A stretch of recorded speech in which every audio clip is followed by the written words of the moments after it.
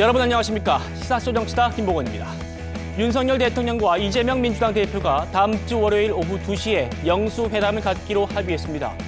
정치하겠다고 공언한 대통령과 거대 야당의 수장의 만남 자세히 분석해드리겠습니다. 이재명, 조국 두 야당 대표가요 총선 뒤에 처음으로 만찬 회동을 가졌습니다.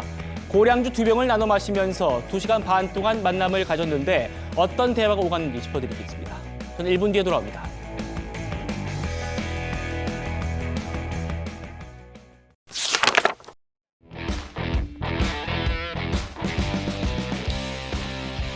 윤석열 대통령과 이재명 민주당 대표의 영수회담 드디어 확정이 됐습니다. 다음 주 월요일 오후 2시에 용산 대통령실에서 차담회 형식으로 만나기로 한 겁니다. 이재명 대표의 노림수는 뭔지 짚어볼 대목들이 참 많습니다. 영상 먼저 보시고 집중적으로 토론하겠습니다. 어쨌든 저는 듣기 위해서 초청을 한 거니까 어떤 의지에 제한을 두지 않고 다양하게 한번 서로 얘기를 나눠보겠습니다. 복잡한 의제들이 미리 좀 정리됐으면 좋았을 텐데 쉽지가 않은 것 같습니다.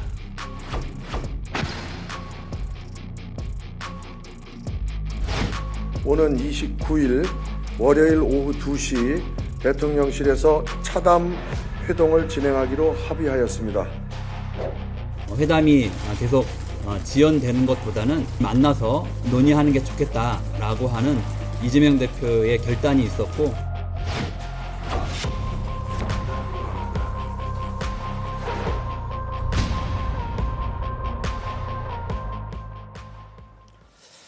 자, 윤석열 대통령이 이재명 대표한테 지난주 금요일에 영수회담을 처음 제안했으니까 꼭 일주일 만에 이 날짜가 확정이 된 겁니다. 오늘 대통령실 정무수석과 이재명 대표 비서실장이 3차 실무회동을 한 뒤에 각각 브리핑을 했는데요. 직접 한번 들어보시죠. 양측은 이재명 대표로부터 많은 이야기를 듣고 싶다는 윤석열 대통령의 뜻과 의제 합의 여부와 상관없이 신속히 만나겠다는 이재명 당대표의 뜻에 따라 오는 29일 월요일 오후 2시 대통령실에서 차담 회동을 진행하기로 합의하였습니다. 의제에 대한 사전에 조율은 좀 부족한 편이지만 그래도 만나서 대화를 통해서 해결 방안을 쉽게 찾자라는 취지로 회담을 하게 되었습니다. 또한 배석 인원은 각 3인으로 하되 구체적인 배석 인사는 양측에서 각각 결정하기로 하였습니다. 배석 3인씩은 하셨는데 복귀하시는 시간입니다. 현재는 계획하고 있지 않습니다. 양측에서 정하기로 했다는 이 구체적인 배석자들의 명단도 확정됐습니다. 자, 대통령실 측에서는요, 윤석열 대통령과 함께 정진석 비서실장과 홍철호 정무수석, 이도운 홍보수석이 참석을 하고요. 그리고 민주당 쪽에서는 이재명 민주당 대표와 함께 천준호 비서실장, 진성준 정책위의장, 박성준 수석 대변인이 배석하게 됩니다. 김민수 대변인 먼저 질문 드릴게요. 이 영수회담의 형식, 그러니까 독대를 할지 비서실장까지 한 2대2로 할지 아니면 3대3으로 할지 이렇게 전망이 많았었는데 4대4로 됐습니다. 네. 어떻게 좀 평가하십니까? 먼저 여기 차담 형태로 그 의제 제한 없이 4대4 형태가 되었는데요. 예. 먼저 어제와 오늘 지금 민주당과 이재명 당대표의 입장이 확연히 바뀐 것을 볼 수 있습니다.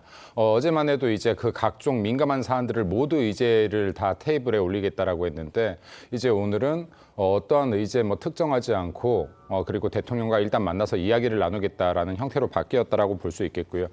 그리고 지금 이제 여기 참석자의 인원수 같은 경우는 2명이 될지 3명이 될지 모두 예측하지 못했지만은 결국에는 대통령 측과 이재명 당대표의 최측근들, 가장 중심 인물들 위주로 이렇게 구성이 된 것 같고요. 네. 그리고 이 배석자들이 그 자리에서 제 개인적인 생각으로는 큰 역할은 하지 않고 말 그대로 배석할 가능성이 높다라고 봅니다. 네. 그러니까 이제 대통령과 이재명 당대표가 편하게 이야기를 나누는 동안 이 내용들의 중점 사항들을 체킹하고 메모하고 하는 역할들을 1차적으로 하게 되지 않을까라고 생각하고 있고요. 예. 네, 그리고 이제 과연 이재명 당대표와 윤석열 대통령이 이번 회담을 통해서 각자 무엇을 얻을 수 있을까 하는 부분들이 좀 이렇게 초점이 맞춰져야 될 것 같은데 먼저 윤석열 대통령은 그래도 이 회담을 통해서 이번 총선을 통한 민심들을 받아들이고 야당과 대화를 시작한다라는 이제 소통의 이미지를 충분히 얻고 갈 수 있을 것 같고요. 네. 그리고 또 이재명 당대표는 실질적으로 지금 요구하는 것들을 봤었을 때는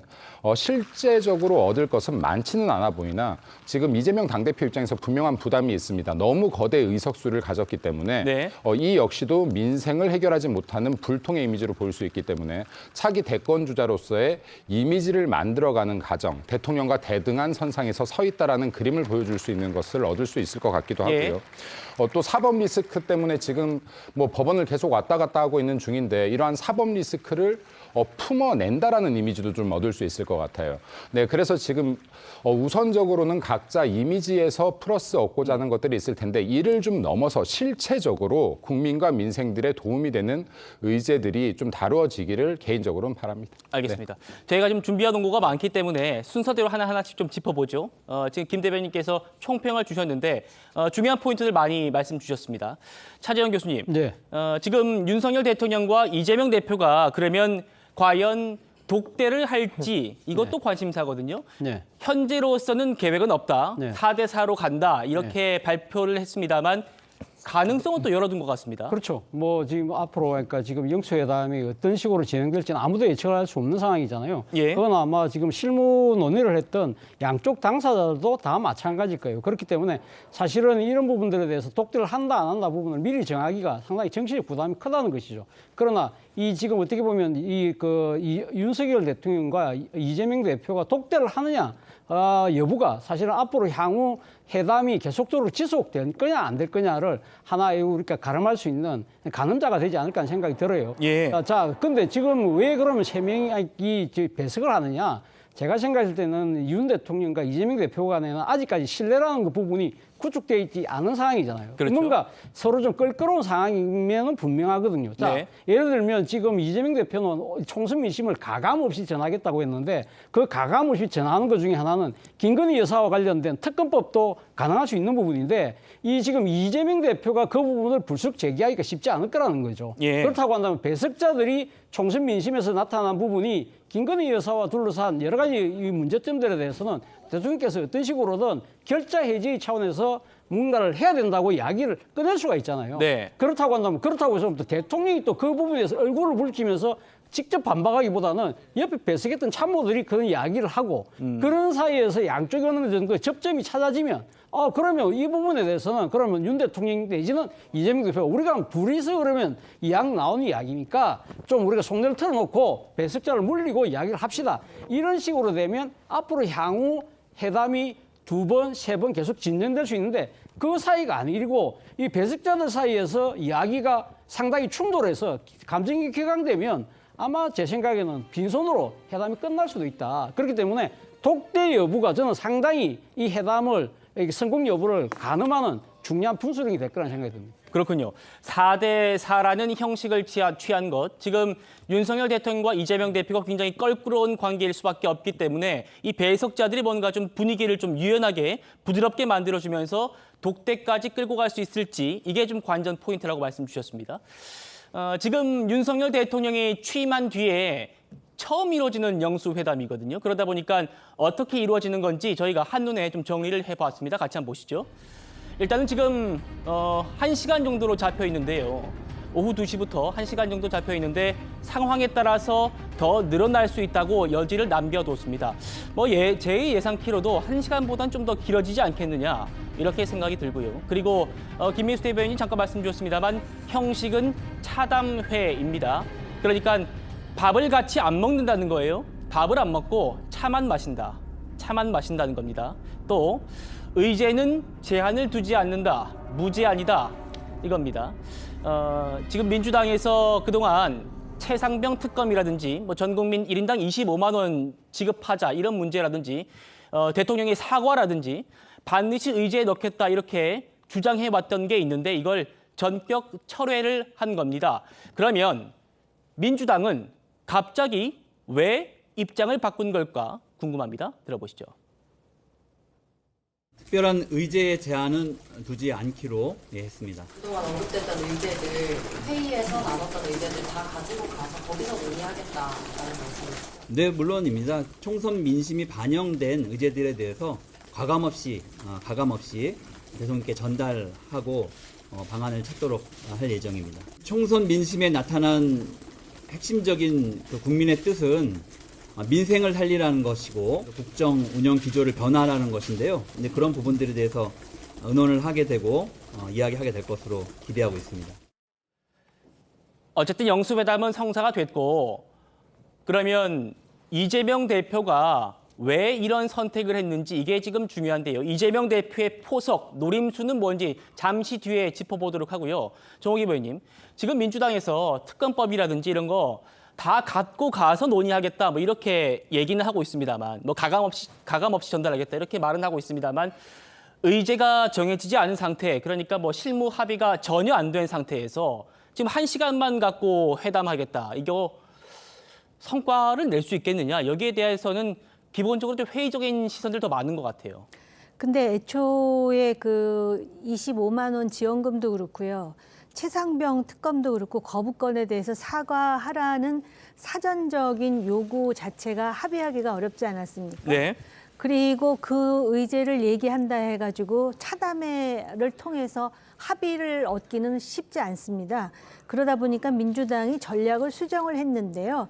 그거에 대해서 대통령의 약속을 받기보다는 야당 대표로서 대통령과의 영수회담을 통해서 이 문제를 분명히 제기했습니다를 지지자뿐만이 아니라 국민들한테 보여주기 위한 지금 영수회담이 아닌가 그런 생각이 들거든요. 보여주기 의제를 위한다. 제한하지 예. 않겠다고 하는 거는 예를 든다면 25만 원이라든지 최상병 문제라든지 뭐 거부권 문제라든지 문제를 제기하지 않겠다라는 뜻이 아닙니다. 네. 그러니까 전략이 수정된 것이라고 봐야 되겠죠. 성친 부장님. 그러니까 민주당에서도 어쨌든 그동안 회의했던 거 다 의제 올리겠다라고 했기 때문에 정호기 의원님 말씀처럼 뭐 우리가 이 특검법이나 뭐 1인당 25만 원 문제, 대통령 사과 문제를 언급하지 않겠다는 취지는 아닌 것 같아요. 그렇지만 어쨌든 실무 합의가 안 된 상태이기 때문에 그리고 1시간밖에 회의가 안 잡혀 있단 말입니다. 민주당 입장에서 만약에 성과가 없으면 지지층의 또 비판을 받을 수 있지 않겠습니까? 그럼에도 불구하고 실무회담, 2차 실무회담까지 진행됐던 내용을 봤을 때 대통령실에서 의제를 설정해서 할 의지가 안 보였기 때문에 의제 없이 가는 걸로 민주당도 전격 수용한 걸로 보입니다. 의제가 있는 것과 없는 것의 차이는 사실상 말씀하신 것처럼 뭐 민생회복지원금, 최상병 특검법 다 테이블에 올라갈 겁니다. 네. 하지만 이걸 미리 의제로 정해놨을 때는 대통령도, 윤석열 대통령도 입장을 갖고 와야 됩니다. 미리 의제를 정해놨기 때문에요. 근데 의제를 없이 그냥 무제한으로 그 얘기를 한다. 그러면 그 안건들이 올라왔을 때 윤석열 대통령은 그냥 그런 야당의 의견, 그런 이재명 대표의 의견을 잘 들었다, 수렴했다라고만 발표하면 되는 거거든요. 네. 그것에 대한 부담 때문에 끝까지 의제 설정을 안 한 것으로 보이고요. 민주당에서는 그렇기 때문에 대통령의 입장, 최상병 특검법에 대한 입장이 정확히 무엇인가, 민생회복지원금에 대한 입장이 정확히 무엇인가, 이거를 명확히 듣고 싶었기 때문에 의제 설정을 하자고 얘기했던 것인데 네. 대통령은 그거에 대해서 부담을 느끼신 것 같습니다. 근데 한 가지 말씀을 드리고 싶은 것은 정치하는 대통령이 되겠다고 하시지 않았습니까? 정치라는 것이 뭡니까? 이견이 있을 때 그걸 조화롭게 중간 지점을 찾아가는 과정이 정치 아닙니까? 정치하는 대통령이 되시겠다고 하셨으면 이 영수회담에서도 그냥 듣지만 마시고, 아마 아까도 듣겠다고 한 우리가 싱크를 봤는데요. 네. 듣지만 마시고 그에 대한 의견, 보수 정권을 이끌어가는 대통령으로서의 그런 의견들을 명확하게 내주시는 것이 국민들이 듣고 싶어하는 이야기가 아닐까. 그래서 민주당이 계속해서 좀 성과, 뭔가 이것까지 합의했다라는 내용이 원했던 게 아니라 대통령의 입장을 듣는 것이 민주당의 목적이고 국민들이 원하는 것이다. 이런 말씀드리고 싶습니다. 알겠습니다. 차재현 교수님. 네. 정치권 취재도 오래 해오셨고 네. 그리고 정치권에서 많은 또 경험을 있으시니까 그동안 이 영수회담의 그런 문법들을 보면 네. 보통은 1차적으로 밥을 먹고 네. 이후에 이제 분위기가 좋아서 차까지 마셨다 네. 하면서 이제 시간이 쭉 길어지는 네. 그런 문법이 일반적이었던 것 그렇죠. 같은데 네. 지금은 차담회로 처음부터 정해졌단 말입니다. 네. 이거는 어떻게 좀 의미 부여할 게 있을까요? 제가 앞서도 말씀드렸습니다만 두 분이 그러니까 지금 대통령 취임 이후에 처음 만나는 자리잖아요. 그것도 집권 이후에 23개월 만에 만나는 자리고 그동안에 지금까지 윤석열 정권 2년 동안에 상당히 야당 대표와의 갈등 관계가 그 역대 정권 이전의 과거 권위주의 정권까지 다 포함해서도 최악의 관계거든요. 그렇다고 한다면 두 사람이 소위 말해서 이렇게 얼굴을 마주하기가 싫다 할 정도였기 때문에 그런 상황에서 지금 총선 끝나고 나서 이런 정치적 환경 여건 때문에 만나는 사이긴 합니다만 예. 서로 지금 이거 속내를 터놓고 이제 허리띠를 풀려고 밥을 먹을 정도까지는 아직까지 신뢰가 회복이 안 됐다는 것이고요. 또 하나의 측면은 사실은 지금 여러 가지 현안들이 있잖아요. 과거 이제 역대 정권들 같은 경우는 대통령이 취임하고 나서 보통 1년 이내에 아니면 빠르면 아마 2, 3개월 내에 이 소위 말해 이 야당 대표와 이 만남들이 계속적으로 이어져 왔기 때문에 사실 그때그때마다 현안들이라는 것이 그렇게 많지가 않았거든요. 근데 이번에는 23개월 만에 만나기 때문에 얼마나 할 이야기가 많겠어요. 예. 그렇기 때문에 밥 먹고 이렇게 하면 의제에 오롯이 집중할 수가 없거든요. 그러니까 오히려 차라리 차를 한 잔 마시면서 그 아까운 시간을 오롯이 의제에 집중해서 뭔가 좀 만들어내는 회담을 하자는 것이 양쪽 모두의 생각이 아마 거기서 합의점을 찾은 것 같아요. 네, 김민수 대변인님, 뭐 보태실 말씀이요? 네. 먼저 지금 민주당이 의제로 계속 얘기했던 걸 세 가지로 간단하게 요약하면 네. 국민 1인당 25만 원이라는 뭐 국민지원금, 그리고 각종 특검법, 그리고 입법 폭주 관련된 여기에서 거부권의 제한 정도였던 것 같아요. 예. 네, 근데 지금 이제 의제 없이 만난다라고 하더라도 이 의제들을 다 꺼내게 될 거라고 생각이 됩니다. 근데 대통령께서 이런 말을 했어요. 총선이 끝나고 나서 이재명 대표를 만나겠다. 그리고 의제 제한을 두지 않겠다라고 했었거든요. 네, 근데 이게 대화라는 게 맥락이 있습니다. 이재명 당대표는 분명히 총선 전까지 대통령한테 회담을 8차례 요구를 했어요. 그랬죠. 그리고 이 8차례 요구할 때마다 했던 이야기는 이런 특검법 등등이 아니라 민생 현안이었습니다. 네. 그럼 대통령이 어떤 의제든 마다하지 않겠다라고 했던 것은 민생과 관계된 의제라면이라는 게 깔려 있었을 거예요. 대화의 맥락상 볼 때. 근데 이 회담이 성사될 것 같자마자 정쟁 현안으로 모든 게 다 몰려갔습니다. 자, 이재명 대표가 지금 의제를 특정하지 않고라도 빨리 만나라겠다라고 했던 것은 이렇게 되면 이재명 대표가 그때까지 8차례에 걸쳐서 회담 제시를 했던 거에 민생이라는 부분이 진실이 아니게 되는 거죠. 이게 진정성이 없어지는 겁니다. 그렇기 때문에 일단 이재명 대표 입장에서는 대통령과 같이 앉는 그림이라도 만들려고 했었을 것이다라고 판단이 되어지는데요. 네. 실제로 이게 그나마 영수회담이 성과를 거뒀다라고 하는 김대중 대통령과 이해창 총재의 회담 같은 경우 7번 이루어졌거든요. 만남이 예. 7차례 이루어졌습니다. 그리고 이때 당시에 야당이었던 이해창 총재 측에서는 7에 7배라 그랬어요. 7번 만나서 7번 배신당했다. 결과론적으로 따지면 약간 협상에서 졌다라는 느낌이 들죠. 네, 근데 제가 볼 때는 정말로 민생을 위하는 현안들을 논의한다라고 하면 이번 차담 한 번이 아니라 2번, 3번, 4번, 5번도 될 수 있다라고 생각합니다. 그렇기 때문에 이재명 대표가 첫 만남에서 정말 민감한 정쟁이 아니라 국민들께 도움이 될 수 있는 의제들을 가지고 편안한 분위기에서 차담을 나눴으면 좋겠다라는 말씀 다시 한번 드립니다. 예, 네. 송치현 부장님. 지금 차재원 교수님과 김민수 대변인님 모두 이번 영수회담으로 끝날 게 아니고 좀 더 멀리 보자. 더 영수회담이 여러 번 이루어졌으면 좋겠다라는 취지의 말씀을 주셨어요. 그렇다면 이렇게 질문 드려볼게요. 지금 아까 말씀하셨던 특검법이라든지 이런 뭐 대통령의 사과라든지 이런 것들을 굳이 이번 영수회담에서 반드시 답을 들어야 하는가? 처음에 이재명 대표가 얘기했던 그 민생 현안에 대한 그 부분에 좀 집중해서 뭔가 여야 그 영수회담에서 결과를 내면 어떨까? 여기에 대한 답을 어떻게 주시겠어요? 25만 원 민생 회복지원금 민생 이슈죠. 그리고 거부권과 관련된 사과 요구, 거부권 뭐 다양한 법안들이 워낙 많은 거부권을 행사하셨기 때문에 거기에 대표적인 1호가 양국관리법 아니었습니까? 양국관리법 농민들의 삶과 직결되어 있는 민생 이슈입니다. 이런 것들을 제안하는 것이 민생 이슈와 동떨어진 정쟁 이슈만 제안하는 것이 아니라는 생각을 갖고 있고요. 네. 그 최상병 특검법 같은 경우는 지금 시한이 좀 정해져 있습니다. 이게 빨리 처리해야 된다, 빨리 뭔가 특검을 실시해야 된다, 빨리 수사가 이루어져야 된다고 주장하는 이유 중에 하나가 7월이면 작년 7월에 이 최상병 사건이 있었기 때문에 그 통신기록 보존 기한이 1년입니다. 1년이 지나기 때문에 7월이 지나게 되면 그 관련된 자료들이 다 손실될 가능성이 높습니다. 그런 차원에서 최상병 특검도 물론 앞으로 정례화가 되고 대통령과 이재명 대표가 앞으로 계속해서 만나면서 천천히 하나씩 풀어가면 좋겠죠. 하지만 최상병 특검의 그 시급을 다투는 사안이라는 그 특이성을 고려할 수밖에 없고, 그리고 민생 하는데 거기에 저는 민심 이슈도 있다고 생각합니다. 민심에 지금 가장 궁금해하는 것이 최상병 사건과 관련돼서 대체 무슨 일이 있었냐라는, 그래서 최상병 특검에 동조하는 국민들이 많은 것 아닙니까? 그렇기 때문에 그거를 민주당으로서는 절대 빼놓을 수 없다. 저는 윤석열 대통령이 이번 영수회담에서 이런 모든 것들을 다 수용하겠다, 이 정도의 답변까지 기대하는 것도 아니고 네. 전폭적으로 그거에 대해서 들어주고, 그 다른 의견이 있다면 다른 의견을 말씀하시라는 겁니다. 최상병 특검과 관련돼서도 뭔가 잘못된 조항이 있으면 그거에 대해서 말씀하시고, 양국관리법도 마찬가지고 민생회복지원금도 마찬가지입니다. 민생회복지원금에 대해서 마약 같은 것이다, 국가의 미래를 망치는 것이다, 이런 정쟁적인 발언만 하시지 마시고 대안을 제시하는 그런 정치하는 대통령의 모습을 보인다면 저는 영수회담이 민주당이 제안한 것이 다 받아들이지 않더라도 정례화될 가능성이 충분히 있다고 생각합니다. 정호기 의원님, 지금 성치인 부장님 말씀 들어보면 민생 현안에 대한 그 정의가 여당과 야당이 좀 다른 것 같아요. 특검법 문제도 민심이라는 말씀으로 지금 이렇게 받아야 된다라고 주신 것 같은데 어떻게 답변 주시겠습니까? 오늘 그 각자 실무회담을 끝내고 브리핑을 하는 것을 보면은 대통령실에서는 민생을 강조했습니다. 경제하고.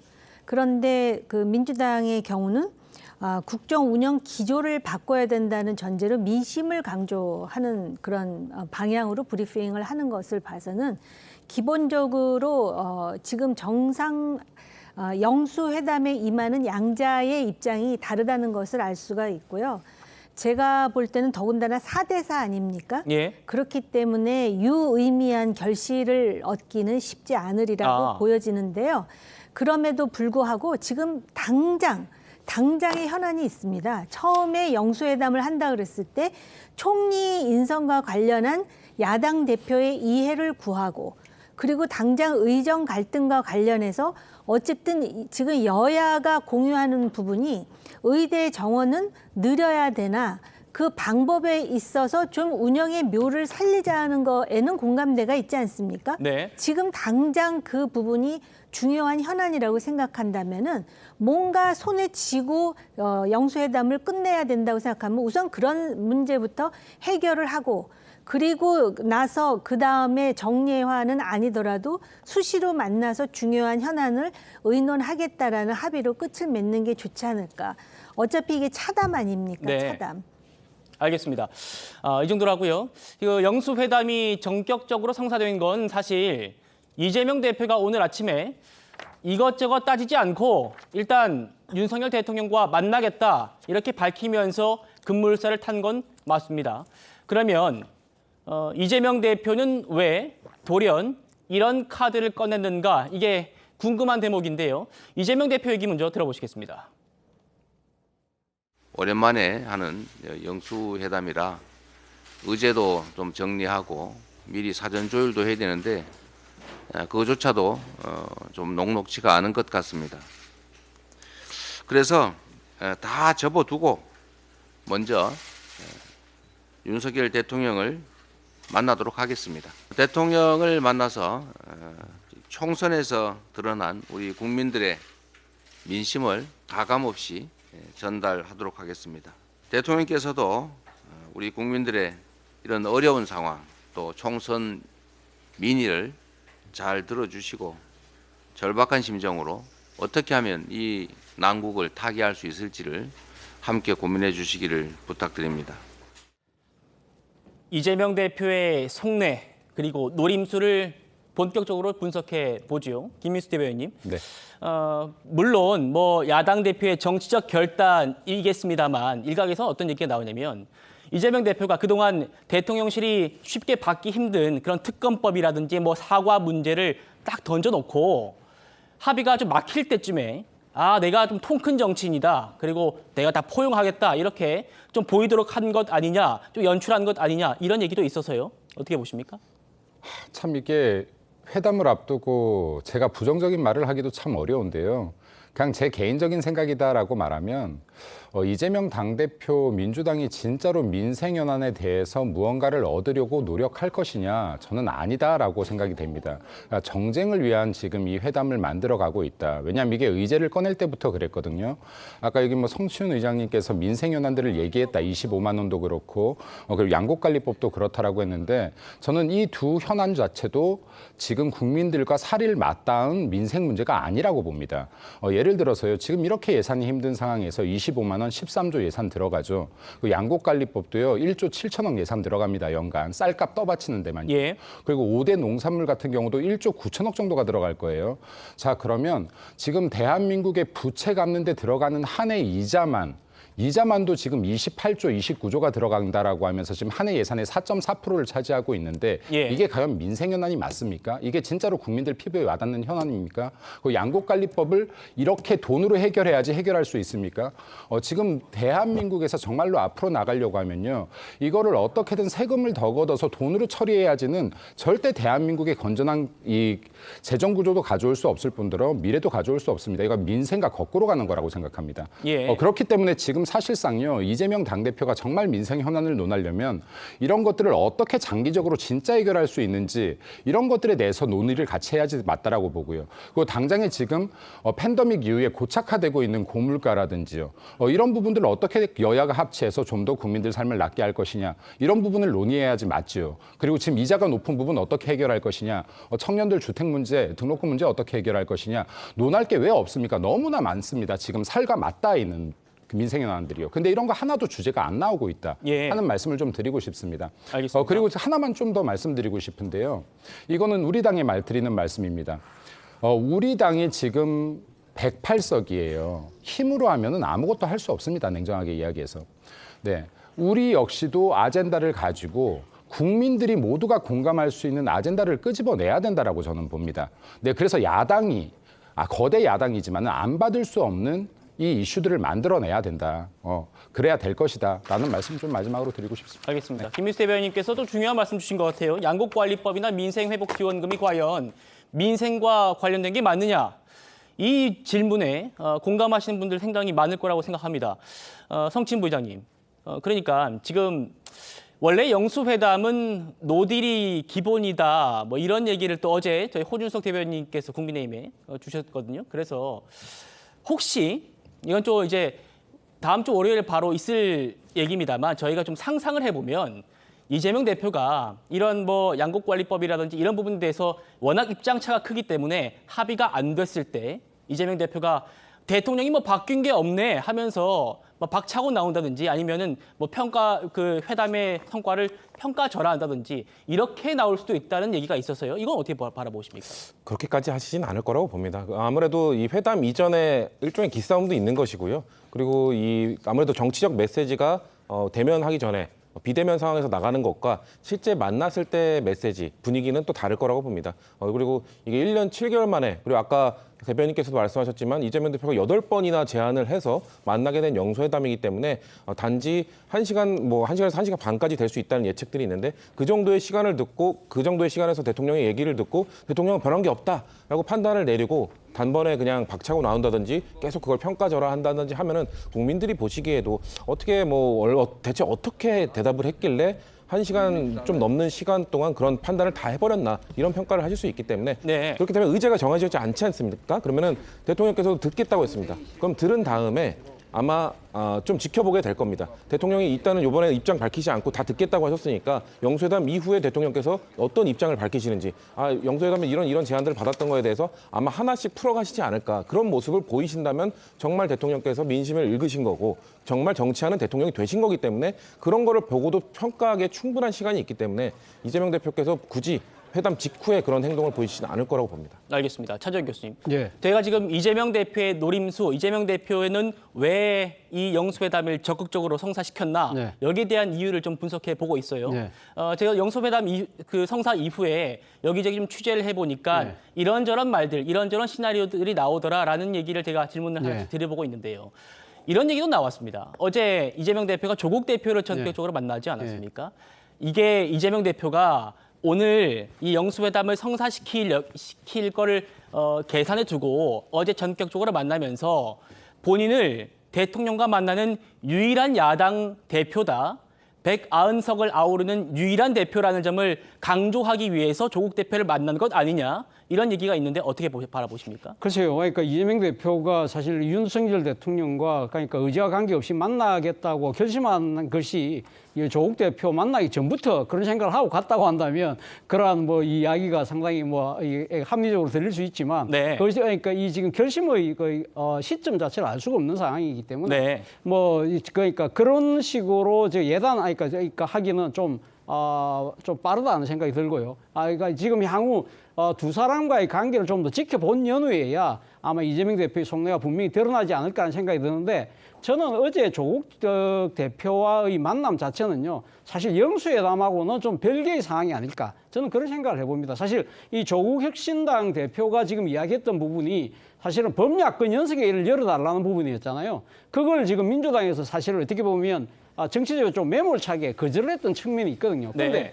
문제는 이 이재명 대표 입장에서는 사실은 지금 이 조국 혁신당과의 일종의 뭐랄까 협력 관계는 계속적으로 갖고 갈 필요가 있다는 정치적 판단, 그리고 무엇보다도 본인이 시장 시절에 상당히 그러니까 이 자문을 해줬다든지, 그리고 또 한편 뭐 시장 시절에 강화문에서 단식을 할 때 격려 방문을 했다든 그런 여러 가지 그 개인적인 인간관계 이런 부분들에 대해서는 나름대로 사의를 표하는 그러한 모습을 통해서 일종의 뭐랄까 그러니까 정치적으로 야권의 맏형으로서 포용하는 모습을, 그런 부분들을 좀 더 보여주는데 저는 방점이 찍힌 것이 아닐까라는 생각이 든다는 거죠. 예. 실제 만약에 조국 대표하고 만나고 난 뒤에 그러면 전격적으로 영수회담에 대해서 모든 전제 조건을 없앤다고 한다면 마치 조국 대표로부터 정치적인 조언과 코치를 받아서 움직이는 것처럼 또 비칠 수 있는 것이거든요. 그렇기 때문에 사실은 어제 민주당이 이 두 분의 만남이 끝나고 난 뒤에 이 영수회담 의제는 아예 이야기를 안 하고 두 사람의 과거 인연을 갖고 계속적으로 이야기한 부분이 바로 그런 것을 의식했기 때문에 그렇게 브리핑을 한 거라는 생각이 듭니다. 그렇군요. 정호기 의원님, 또 다른 포인트는 이제 어제 만남에서 이제 한동훈 특검법에 대해서 논의했다 이런 얘기가 나오잖아요. 그러니까 이재명 대표가 대통령을 만나기 전에 뭔가 협상력을 높이기 위해서 일부러 조국 대표를 이용했다 이런 얘기도 있어서요. 그런데 지금 만날 사람은 윤석열 대통령이잖아요. 근데 조국 대표와는 한동훈 특검법에 대해서 지금 이야기를 했다는 거 아닙니까? 조금 결이 다른 측면을 우리가 확인할 수 있고요. 지금 이재명 대표의 행보는 모든 것이 그의 대권 가도에 맞춰져 있다라고 보면은 딱 답이 나올 것 같습니다. 사실 그동안 8차례 영수회담을 제의했지만 요번에 전화를 먼저 건 쪽은 윤석열 대통령 쪽이었거든요. 이런 상황에서 영수회담의 그림을 만드는 것이 본인의 대권 가도에 훨씬 도움이 되겠죠. 지금 수많은 야당 대표가 있지만 192석 야권의 리더십은 본인이다라는 것을 한번 보여줄 필요가 있고요. 네. 조국 대표와 관련해가지고는 조금 아까도 얘기했지만은 범야권 연석 회의도 거절했고 또 교섭단체와 관련해서 지금 조국 혁신당에 뭔가 도움을 줄 생각이 전혀 없는 겁니다. 그런 상황에서 조국 대표가 조금씩 불만을 표출하고 있었습니다. 예를 든다면은 호남 지역에서 이번 총선에서 정말 호남으로부터 많은 지지를 받은 정당은 조국 혁신당이다 뭐 이런 식으로. 근데 네. 민주당으로서는 호남의 움직임을 예의주시해야 되고 일단 조국 대표를 나름대로 관리를 하면서 뭔가 야권의 지지자들에게 우리 사이에 문제가 없다라는 걸 좀 보여줄 필요도 있고요. 조국 대표가 특히 영수회담과 관련해서 여러 가지 요구 사항을 관철시켜야 된다라고 하지 않았습니까? 그런데 어쨌든 본인은 의제를 설정하지 않고라도 지금 만나야 된다라는 생각을 했을 거 아닙니까? 네. 대통령하고. 그러다 보니까는 하루 전에 표현은 뭐하지만 그 뭐라 그러죠? 마사지를 한다 그러나 아무튼 좀 그런 식으로 예. 그 조국 대표를 좀 다독인 거 아닌가 예, 그런 생각이 들었습니다. 알겠습니다. 오늘 영수회담의 이 성사 소식에 대해서 여야의 목소리도 좀 이어서 들어보시겠습니다. 지금의 태도를 보면 국민을 위해서가 아니라 자신들의 승리 세레모니를 위해서 영수회담을 하자는 것 같습니다. 왜 생산적인 논의 대신에 정쟁 유발 의제들만 고집하는지 이해하기 어렵습니다. 영수회담은 오직 민생을 위한 협치의 자리임을 되새겨 주시기 바랍니다. 국민은 다 알고 있습니다. 참패해서 이제 좀 정신 차리고 영수회담 제안했나 보다 이렇게 알고 있습니다. 오늘 이재명 대표께서 왜 통 크게 우선 만나겠다고 이야기를 했을까요? 다 국민을 위해서입니다. 꺼져가는 경제 그 숨이라도 살려놓기 위해서입니다. 대통령실은 어떤 준비를 하고 나갈까? 이것도 좀 짚어보겠습니다. 김민수 대변인. 그러니까 윤석열 대통령 입장에서는 어쨌든 굉장히 큰 태도 변화인 건 맞는 것 같습니다. 그동안 여당 대표 얘기를 좀 하긴 했습니다만 사실 윤석열 대통령의 그 인식의 가장 큰 부분은 내가 그 피의자를 어떻게 만나느냐 이것 아니겠습니까? 그런데 이 부분을 접고 이재명 대표를 만나겠다는 것 자체가 이 윤석열 대통령 입장에서 큰 변화일 텐데 대통령실에서는 어떻게 좀 준비를 하고 나가야 된다고 생각하십니까? 우선 아까 여기 또 교수님들 말씀하셨지만은 두 분 관계가 신뢰 관계가 아니에요. 그래서 이게 일단 첫 만남은 탐색전 정도로 보는 게 맞을 것 같아요. 그러니까 이 사람들이 과연 어떤 생각을 가지고 있는가, 어디까지가 진심이고 진짜로 어떤 범위들, 민생에 관계된 것들을 이야기하려고 하는가, 아니면 정쟁을 만들려고 하는가. 근데 저는 이게 제 느낌에는 이재명 당대표가 협치의 모습을 보이기보다는 대통령과 맞서는 모습을 보이고 싶어 하지 않을까라는 생각이 들거든요. 네, 그러면 이게 사실은 내용은 중요해지지 않는 겁니다. 여기에서 아까처럼 한 번에 이 판이 깨어지든, 그리고 대화가 연결되지 않든, 나는 전달할 거 전달했지만 대통령이 태도 변화가 없어 하고 틀어지면은 두 가지 효과를 얻는 거죠. 예를 들어 아까 조국을 만났는데 조국 당대표를. 조국 당대표는 사실은 회담이라고는 하지만 회담 성격을 떴고 긴 시간 식사를 했지만 이게 혼자 이재명 대표 혼자 대통령을 만나기 때문에 어떻게 보면 아련의 형태들도 띈다라고 봐요. 네. 조국 대표가 아무리 잘 나가야 내 미치고 나는 대통령과 동일선상에서 맞부딪힐 수 있는 사람이다라는 거를 국민들께 각인시키려고 하는 것이 아닌가라는 개인적인 생각이 듭니다. 네. 그렇기 때문에 지금 대통령 입장에서는 제가 전에도 말했지만은 대통령이 내가 인기가 없더라도 그리고 국민들로부터 표를 얻지 못하더라도 연연하지 않고 꼭 하겠다라는 개혁 과제들이 있었습니다. 이 개혁 과제 방향을 이루려고 하니 지금 직선제 이후로 최초로 발생하는 5년 동안 여소야대 상황인데 야당과 협치 없이는 민생을 챙길 수가 없고 개혁 과제도 완벽히 수행할 수가 없겠다라는 판단하셨을 것 같아요. 그래서 대통령이 회담을 요청하는 부분들은 진심으로 국민들을 위해서 내가 변화해보자라는 진심이 담겨있다라고 판단되는데 네. 이것을 과연 이재명 대표가 진정성 있게 받아줄지가 사실 조금 염려됩니다. 네. 알겠습니다. 성치 부장님 어떻게 답변 주시겠습니까? 이재명 대표가 영수회담을 처음 이제 들었을 때 대통령에게 도움을 드리겠다라고 말씀은 하시지 않았습니까? 그렇기 때문에 이번 정쟁으로 가겠다는 목적을 갖고 만나는 것은 절대 아닙니다. 다만 지금까지 그렇게 보일 수 있었던 모습은 우리나라 국가 권력 구조가 대통령제 국가 아닙니까? 대통령제 국가는 이원적 정통성을 갖고 있습니다. 대통령 선거 따라하고 총선 선거 따라하게 돼 있지 않습니까? 그렇기 때문에 근데 지금까지 윤석열 대통령이 보여온 국정 운영의 방향은 입법부의 국회의 다수당 대표의 이 지위를 인정해주지 않았다는 것이거든요. 그렇게 되면은 대통령제의 단점 중 하나인 전국 교착 상태로 빠질 수밖에 없습니다. 그렇게 입법부의 다수당을 인정해주지 않았을 땐 당연히 입법부의 다수당 대표로서 정쟁의 상대로서 맞대응할 수밖에 없는 것이죠. 하지만 대통령께서 협치의 제스처를 보이고 협치의 자세를 보이고 또 입법부의 다수당의 대표에 대해서 지위를 인정해 준다면 언제든지 이재명 대표는 대통령 국정 운영하는 데 도움을 드릴 수 있다라는 그런 제스처로서 아마 화답을 했던 그 메시지의 의미가 있는 것이거든요. 그렇기 때문에 이번 영수회담에서도 이재명 대표가 무조건 이거를 정쟁으로 끌고 가서 윤석열 대통령과 맞서는 모습을 보이려고 한다. 아닙니다. 저는 오히려 그런 모습만 보이면 국민들께서 분명히 또 그거에 대해서 다 보고 계시거든요. 그렇기 때문에 대통령께서 어느 정도 메시지를 던졌다면은 저는 그 한 가지 이슈만 얘기하면은 25만 원 민생 회복 지원금도 대통령께서 처음부터 지난주에 있었던 그 국무회의 모두 발언에서 우리나라의 보수 정권의 국정 운영 방향은 이런 선별적 복지가 더 맞기 때문에 금액도 좀 낮추고 선별적으로 하겠다. 대신에 야당 대표의 그 제안 충분히 공감한다. 이렇게 했으면은 네. 오히려 민주당에서 반대할 명분이 없습니다. 그런 식으로 풀어가는 그런 식으로 정치하는 대통령이 되셨다면은 아마 25만 원 민생회복지원금은 이번 의제로 올라오지도 않았을 겁니다. 그런 대통령의 변화된 태도를 보겠다는 것이지 이번에 무조건 정쟁으로 가겠다. 이런 거는 좀 과한 해석이라고 봅니다. 알겠습니다. 다음 주 월요일입니다. 다음 주 월요일 오후 2시부터 시작되는 영수회담 그 결과 저희가 자세히 전해드리도록 하고요.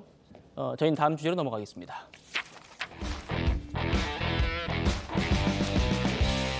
윤석열 대통령이 곧 이재명 대표와도 이렇게 만났는데 직전 여당 대표였던 한동훈 전 비대위원장과는 전화 한 통을 못했다는 것, 시청자 여러분은 어떻게 생각하십니까? 어제 저희 정치다에서 총선 이후에 대통령께서 전화하신 적이 없습니다라는 한동훈 전 위원장의 입장이 나간 뒤에 저희 뉴스9을 통해서 한 사람이 더 등장을 했습니다. 바로 이복현 금감원장인데요. 보시면요. 윤석열 대통령한테 한동훈 비대위원장이 총선 직후에 SNS 메시지를 통해서 사퇴 의사를 전달했다고 합니다. 그리고 그 이후에 19일 윤석열 대통령의 오찬 초청을 한동훈 위원장이 거절하죠. 이렇게 이제 두 사람의 골이 좀 깊어지니까 이 이복현 금감원장이 중재에 나섰답니다. 여권 관계자에 따르면 이 두 사람을 만나게 하려 했지만 불발됐다는 게 저희 뉴스9의 보도였습니다. 정호기 의원님. 그러니까 소위 윤석열 사단의 그 막내라고 불리는 이 이복현 금감원장이에요. 윤석열 대통령과 한동훈 전 위원장의 그 관계 회복에 노력을 기울였지만 결과적으로 안 됐다는 겁니다. 어떻게 바라보십니까? 정말 안타까운데요. 저런 관계라면은 거의 이혼을 앞두고 갈라서기 전에 숙려 기간을 갖는 상태라고 해도 과언이 아닐 정도의 냉랭한 상태라고 보여지는데요. 윤석열 대통령이 정치를 하겠다고 말씀을 하셨고 이제부터는 또 한동훈 위원장도 지금 비대위원장을 총선 패배의 책임으로 내려놓았지만 앞으로 정치를 하겠다 그랬으면은 이 윤석열 사단의 막내인 이복현 금감원장의 중재 노력과 상관없이 먼저 전화를 할 수 있어야 그게 정치를 하는 것이고 또 그것이 앞으로 정치를 할 사람의 태도라고 보여집니다. 네. 이분들이 단순히 윤석열, 한동훈 사인관계라면 우린 관심도 없습니다. 한 분은 대통령이고요. 한 분은 대한민국 집권 여당의 비대위원장이었습니다. 공공선을 얘기하면서 공인으로서 왜 이러한 상황을 타파하기 위해서 전화 한 통을 못하고 느닷없이 금감원장이 중재 노력을 했는데 불발됐다는 얘기를 우리가 여기서 해야 됩니까? 두 분은 반성하시고요. 누구든 먼저 전화하는 사람이 이기는 겁니다. 알겠습니다. 정호기 의원님께서 두 분께 모두 쓴소리를 날려주셨네요. 이복현 금감원장이 도대체 그럼 어떤 사람이길래 이 대통령과 여당 비대위원장 이 사람들 사이를 중재할 정도의 급이 되느냐 궁금하다는 분들 굉장히 많았습니다. 검사 시절이에요. 윤석열 대통령과 오랫동안 호흡을 맞춰온 인물이고요. 또 윤석열 정부 출범 이후에는 검찰 출신이 한 번도 가지 않았던 이 금감원장이 임명될 정도로 윤 대통령의 신뢰가 깊다고 합니다. 그 임명 당시의 목소리 한번 들어보시겠습니다. 저는 금감원이나 공정거래위원회 같은 데는 법 집행을 다룬 사람들이 가서 역량을 발휘하기에 아주 적절한 자리라고 저는 늘 생각을 해왔습니다. 그리고 이번에 그 이복현 신임 원장은 경제학과 회계학을 전공한 사람이고 또 오랜 세월의 그 금융수사 활동 과정에서 금감원과의 협업 경험이 많은 사람이고 금융감독 규제나 시장 조사에 대한 전문가이기 때문에 저는 아주 적임자라고 생각합니다. 네. 차 교수님, 일단 뭐 저희가 취재한 바를 좀 종합해 보면 한동훈 위원장 입장대로 뭐 대통령이 직접 한동훈 위원장한테 전화를 한 적은 없는 것 같아요. 그런데 아마도 뭐 비서실장 이관섭 비서실장이라든지 뭐 이런 등등의 분들 통해서 몇 번 정도 의사나 전달이 간 건 맞는 것 같은데 이복현 원장도 결국은 못했다. 그러니까 윤석열 대통령과 한동훈 전 위원장의 또 감정의 골이 굉장히 좀 깊다고 봐야 될까요? 그렇죠. 뭐 한동훈 비대위원장 입장에서 그런 생각하지 않았을까요? 본인이 그러니까 SNS를 통해서 윤 대통령이 물러가겠다는 이야기는 했지만 본인 생각에는 내심 그런 생각을 했을 거예요. 아, 이 정도 하면 대통령이 직접 전화를 주시겠지. 그렇게 되면 내가 그동안 좀 이게 속내에 담아뒀던 이야기도 좀 하고 그렇게 격이 없이 만날 수 있는 자리까지 제안을 하시면 받아야 되겠거니 아마 그렇게 생각했다는 것이 인지상정의 아마 차원에서 충분히 합리적으로 추측할 수 있는 부분인데 예. 그렇지 못했다. 그리고 지금 이제 이관섭 그러니까 전 비서실장, 당신은 비서실장이었습니다만 이관섭 비서실장은 사실 지난번 비대위원장 사퇴 논란 때 사실은 그 메신저 역할을 하면서 두 사람이 또 끌어먹던 관계거든요. 그렇기 때문에 사실 어떻게 보면 대통령의 그러니까 이 의사를 그러니까 그러니까 전달받는 그 한동훈 비대위원장 입장에서는 과연 대통령이 진정성이 있는 거야? 라고 생각했을 가능성이 높다는 것이죠. 그리고 특히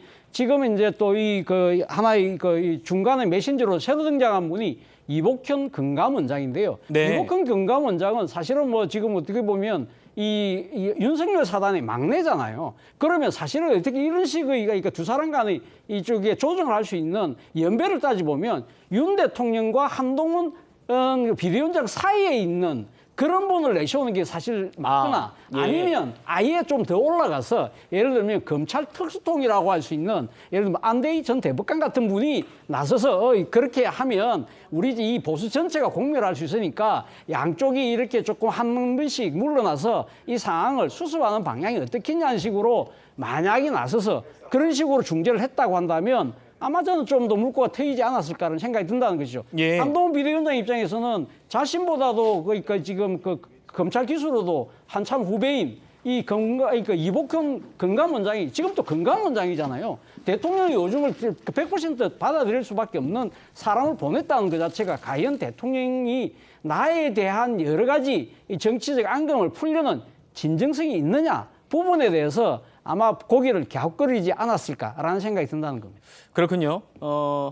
지금 이제 이복현 금감원장이 한동훈 위원장을 뭔가 설득할 그런 급이 되느냐, 그런 연배나 어떤 이력이 되느냐, 이런 부분에 대해 말씀 주셨는데 잠깐 뒤에 짚어보고요. 그 전에 지금 정치권에서 이런 얘기가 또 나온다고 합니다. 이복현은 한동훈의 견제 카드다. 이복현은 한동훈의 견제 카드다. 이건 또 무슨 말인지 한번 들어보시겠습니다. 그 대척점에 있는 분이 바로 이복현 금감위원장이에요. 이복현 금감위원장과 한동훈 비대위원장은 72년, 73년생이에요. 예. 근데 그 사법고시는 32회니까 한동훈 비대위원장이 5년 선배죠. 선배인데 두 분 관계는 썩 좋은 관계는 아니에요. 그래서 이런 얘기가 나오는 거죠. 한동훈 견제 카드로 이복현을 쓸 것이다. 김민수 대변인, 그러니까 차 교수님께서도 말씀 주셨지만 중재자로서도 지금 이복현 원장은 적합하지 않은데 지금 무슨 법무부 장관의 여당 비대위원장까지 한 한동훈 위원장을 대체할 사람으로 이복현 원장이라는 게 말이 되는 건가라는 비관적인 시선도 분명히 있습니다. 하지만 일각에서는 또 대통령이 이만큼 또 신뢰하는 사람이다 보니까 또 힘이 실릴 수 있는 거 아니냐 이런 얘기도 있거든요. 이 질문이 저한테 안 오길 바라고 있었는데 네.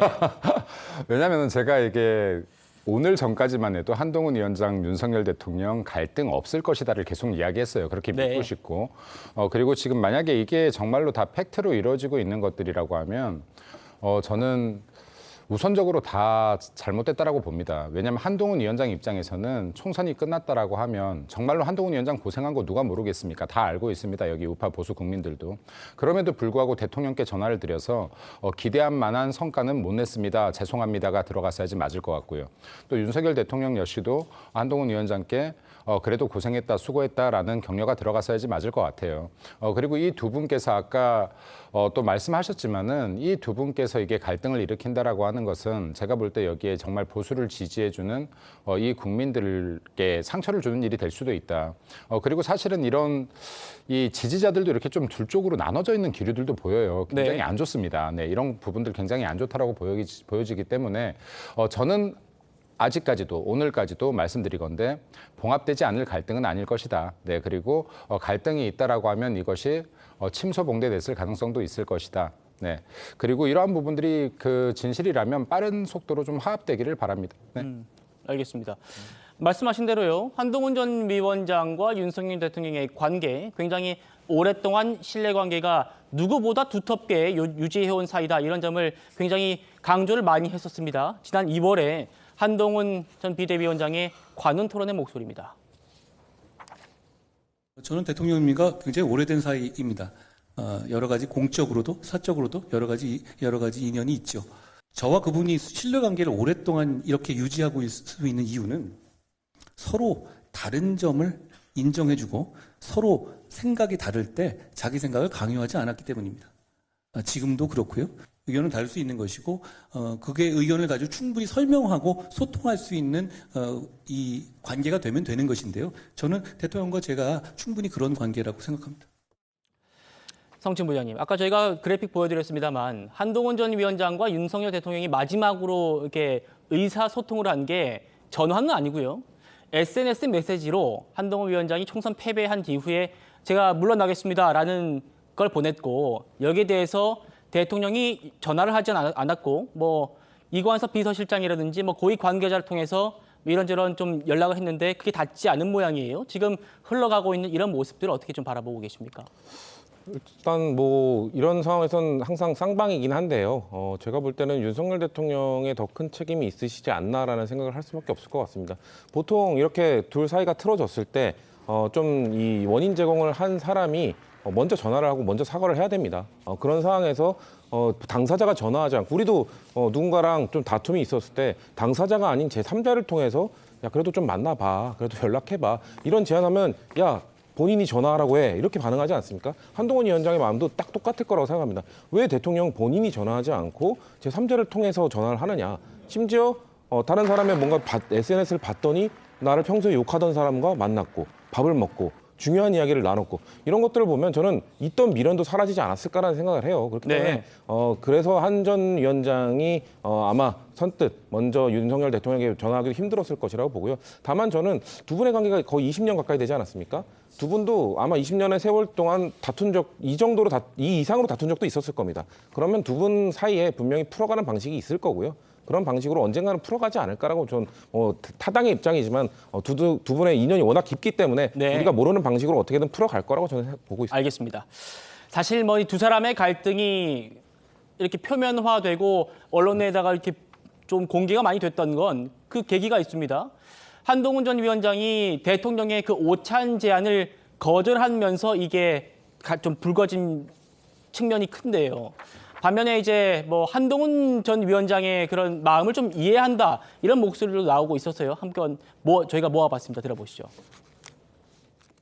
가까운 비상대책 위원들하고만 식사를 했다는데 밥 먹는 사람들도 가려서 먹냐 일관성도 없고 소신도 아니고 상당히 뭔가 모르는 정치적인 아주 뭐 이기적이라고 그럴까 혹평을 하고 싶어요.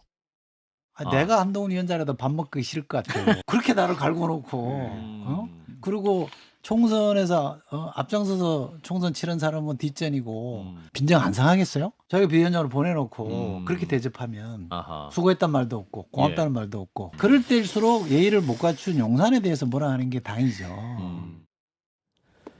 정호기 의원님, 밥도 가려서 먹냐?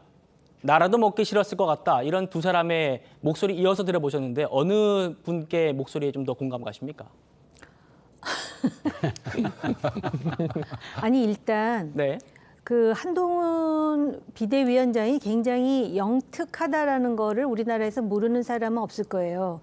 그런데 한동훈 비대위원장이 법무장관이라는 경력을 거쳐서 비대위원장으로 올라서는 그러한 그 기회는 아무에게나 주어지지 않는 것이고 그 배경에 윤석열 대통령이 있다라는 거를 본인도 모르지 않을 것입니다. 그리고 물론 그 선거의 관계에서 여러 가지 일화가 있었지만 적어도 선거가 끝난 다음에 누가 전화를 했든 연락이 와서 오찬을 하자는 거는 패배에 대해서 서로 이야기도 나누고 복귀도 하고 뭐 그런 의미 아니었겠습니까? 그래서 저는 한동훈 비대위원장이 그 오찬에 참석해서 본인이 마음속에 두고 있는 이야기도 하고 물론 두고 있다는 거는 사적인 관계를 말하는 게 아니에요. 비대위원장으로서. 왜냐하면 지금 대통령에게 총선 패배 책임이 80% 있다라고 말하는 다수 중론도 또 있지 않습니까? 그런 얘기를 해야 된다라는 차원에서 말씀드리는 거고요. 조금 전에 이복현 금감원장에 대해서 얘기를 했는데 이건 우리가 굉장히 조심해야 될 사안입니다. 물론 일부 호사가들이 대체제 해가면서 그런 얘기를 하는데 제가 알기로는 국민의힘의 다선에 이번에 또 어려운 선거를 치른 훌륭한 그리고 내공 있는 정치인들도 많은데 마치도 뭐 검찰 출신들끼리 뭐 이런 식으로 그러다 보니까 야당이 검찰 공화국이라는 빌미를 씌우잖아요. 이런 네. 거는 굉장히 우리가 얘기할 때 조심해야 되겠다라는 생각이 들었어요. 네, 굉장히 좋은 말씀 주신 것 같고 새겨들을 부분이 있는 것 같습니다. 지금 저희가 한동훈 전 비대위원장 총선 패장의 얘기를 이렇게 총선 이후에도 계속하는 이유가 있습니다. 바로 곧 다가올 차기 전당대회에 한 전 위원장이 출마할지 이 부분이 지금 관심사기 때문인데요. 연일 총선 참패의 원인으로 지금 한동훈 책임론을 제기하고 있는 이 심평 변호사가 한 말이 있거든요. 한번 들어보시죠. 만약에 한동훈 위원장이 나온다 그러면은 그것을 막기 위해서 그 방법의 하나로서 홍 시장이 당대표로 출마하는 것도 생각할 수 있겠죠. 지금 지난 총선을 통해서 한 위원장이 개선 행보를 했던 것은 분명한 사실이고 이때 확보한 많은 우군들 있지 않습니까? 이 우군들을 당해낼 수 있는 세력을 가진 사람이 지금 국민의힘 내부에 누가 있겠습니까? 차 교수님. 네. 대구시장을 지금 맡고 있는 사람이 당장 차기 전대에 출마한다. 이게 현실성 있는 얘기입니까? 제가 아는 정치적 상식으로는 저는 불가능한 일이라는 생각이 듭니다. 사실은 과거 문재인 정권 출범할 시기에 초대 국무총리로 당시 이낙연 전남지사를 발탁한 경우는 있었잖아요. 그런데 그때도 임기가 1년 이내밖에 안 남아 있었기 때문에 보궐선거가 없었어요. 그렇기 때문에 상당히 어떻게 보면 전남 주민들의 입장에서는 행정 공백이 조금 있긴 하지만 그래도 자신들의 단체장이 국무총리를 한다는 부분에 대해서 아마 적지 않은 민심들이 아마 양해가 이루어진 상황이지만 대구시장 같은 경우 임기가 지금 상당히 많이 남아 있어요. 지금 이제 한 절반 정도밖에 안 되는 상황에서 대구시정을 맡고 있는 분을 여당의 구원투수로 등판시킨다? 그런 것 자체가요. 사실 어떻게 보면 대구 유권자들에 대한 또 대구시정에 대한 일종의 여당의 홀대로 비칠 수 있는 것이고요. 그리고 또 한편으로는 우리는 가면 만만한 게 뭐라고 우리는 마음대로 그러면 누구나 내면 다 찍어주는 그런 유권자냐라는 반발이 있을 수 있는 것이고요. 그리고 또 보궐선거를 하면 여러 가지 대구시정에도 차질이 있지만 또 국가 예산상으로도 상당한 또 경제적인 손실이 날 수밖에 없는 상황이잖아요. 그렇기 때문에 아마 제가 생각했을 때는 설사 그런 부분들이 추진된다 하더라도 홍준표 대구시장이 정치를 오래 한 나름대로 이 상당한 노련미를 갖고 계신 분이기 때문에 아마 제 생각에는 노할 거예요. 모르겠습니다. 그러니까 총리 정도 된다고 한다면 모를까 제가 생각했을 때 여당의 구원투수로 본인이 지금 등판한다는 것 자체가 사실은 본인이 그 등판한 전력이 몇 번 있잖아요. 그런 상황에서 본다고 한다면 전혀 저는 일종의 심평 변호사의 일종의 내피셜 아닐까라는 생각이 듭니다. 네, 심평 변호사 이분이 지금 영수회담을 본인이 좀 주선했다 이런 말씀도 좀 해주고 계시기 때문에 저희가 좀 목소리를 좀 살펴봤는데 김민수 대변인은 어떻게 바라보셨습니까? 홍준표 전당대회 출마 이 주장에 대해서요? 방금 교수님 말씀하신 거랑 똑같은 생각입니다. 내피셜이 아닐까라고 생각하고요, 본인이. 그리고 이게 회담을 주선했다는 것도 팩트인지 아닌지 모르겠다. 근데 팩트가 아닐 확률이 조금 더 높지 않을까라고 개인적으로 생각하고 있습니다. 그래서 지금 이 부분들은 워낙 코사가들에 의해서 지금 누가 당대표에 나올 것이고 이야기들이 너무 워낙 많기는 한데요. 지금 어디까지나 그냥 이렇게 유언비어 수준들이다. 라는 게 좀 정확한 이야기가 아닐까 싶습니다. 알겠습니다. 자, 반면에 이제 정치 구단으로 불리는 분이죠. 박지원 전 국정원장이요. 이렇게 말했습니다. 한동훈 전 비대위원장이 지난 총선에서 불출마 선언을 한 건 굉장히 잘못된 판단이었다. 이렇게 말을 한 겁니다. 과거에 한동훈 전 위원장의 목소리와 함께 한번 들어보시겠습니다. 용기 내기로 결심했다면 헌신해야 합니다. 저는 지역구에 출마하지 않겠습니다. 비례로도 출마하지 않겠습니다. 오직 동료 시민과 이 나라의 미래만 생각하면서 용기 있게 헌신하겠습니다. 한동훈 비대위원장이 국회로 들어왔어야 돼요. 비례건 지역이건. 국회의원 했으면 자동적으로 정치가 연결되지만은 아무것도 안 하면은 잊어질 수가 있어요. 한동훈 위원장의 미래는 국민의 목소리를 국민에게 충성하느냐, 윤석열, 김건희 두 분의 목소리 거기에 충성하느냐, 이것이 결정한다. 그렇게 봐요. 성침 부의장님 어떻게 생각하십니까? 지역이든 비례든 일단 국회 안으로 좀 들어왔어야 한다. 그래야지 뭔가 동력이 있었을 텐데 한동훈 위원장이 불출마를 하면서 지금 다시 복귀하기는 힘들 것 같다라는 박지원 전 국정원장의 얘기였습니다. 뭐 일정 부분 동의하는 부분은 있습니다. 왜냐하면 정치인은 계속해서 검증받아야 되는 자리라고 생각하기 때문인데요. 그 방법으로서 국회 원내 진입이 가장 좋은 카드이긴 하죠. 하지만 제가 생각했을 땐 그것이 유일한 카드라고 생각하지는 않습니다. 네. 다른 방법도 충분히 있기 때문인데요. 그리고 한동훈 위원장이 사실 뭐 국민의힘 공천에 대해서는 뭐 다양한 평가가 있을 수 있겠지만 본인이 불출마 선언을 했기 때문에 공천을 관리하는 데 있어서 매우 유리한 점이 있었다라는 생각을 합니다. 특히나 이번 국민의힘 공천 전략 중 하나가 특히 낙동강 벨트 주변에 다선 의원들의 재배치가 있지 않았습니까? 만약 한동훈 위원장이 뭔가 비례대표라든지 지역구 좀 강남이나 이런 지역구 안정한 곳에 출마를 했다면 그 재배치가 과연 이루어졌을까? 부정적으로 보는 시각들이 많거든요. 그 당시에도 한동훈 위원장이 본인이 불출마 선언을 했기 때문에 저렇게 자유롭게 공천에 대해서 중진 의원들에게서 그런 제안을 할 수 있었던 것이다. 이런 평가들이 있지 않았습니까? 그렇기 때문에 단순히 그렇게 볼 수만은 없다라는 말씀을 드리고 싶고, 다만 한동훈 위원장이 이번에 뭐 좀 단기 속성 과외를 받긴 했지만 정치 초보적인 모습도 많이 보였습니다. 그렇기 때문에 좀 기본기를 다질 시간은 충분히 필요하지만 저는 그럼에도 한동훈 위원장이 지금 갑자기 뭔가 두문불출하면서 모든 활동을 접고 뭔가 실력을 내공을 쌓는 시간을 갖는 건 전 아마 본인에게는 그렇게 좋지 않을 거라고 생각합니다. 그렇기 때문에 이미 본인의 스피커 볼륨은 충분히 키워놨습니다. 본인이 어딜 가도 아니면 SNS에 글 하나를 올려도 이건 이슈가 될 것이고 아주 무게감이 실릴 것이기 때문에 그런 본인의 스피커 볼륨을 활용해서 뭔가 국정 의제에 대해서 아니면 여야의 정치적 상황에 대해서 평론하고 개입하고 이야기하는 것 자체가 한동훈 위원장의 정치인으로서의 내공을 쌓고 실력을 검증하는 과정이 될 거라고 보기 때문에 저는 그런 방식으로도 충분히 원외에서도 활동할 수 있는 상황은 됐다. 그런 길을 걸어가시지 않을까라고 생각합니다. 알겠습니다. 김민수 대변인도 같은 생각이신가요? 네, 비슷합니다. 그러니까 뭐 한동훈 위원장을 좋아했던 사람들 그리고 기대했던 사람들 같은 경우는 총선 불출마를 이야기했을 때 좀 안타까워하는 사람들이 많았습니다. 저거 아닌데 최소한 그래도 국회 안으로 들어가야 그 다음을 도모하기가 훨씬 쉬울 텐데라는 생각은 했지만은 그만큼 큰 각오를 가지고 뛰려고 하는구나 하고 또 되려 또 많은 응원들이 있었던 것도 사실입니다. 뭐 하지만 지금 앞으로도 또 그럴 것 같아요. 정치는 다들 생물이라고 하시는데 이미 충분한 인지도를 쌓았기 때문에 언제든 국민들이 부를 수 있는 환경이 조성된다면 그건 역시도 또 다른 등판의 기회가 되지 않겠나라고 생각됩니다. 네. 알겠습니다.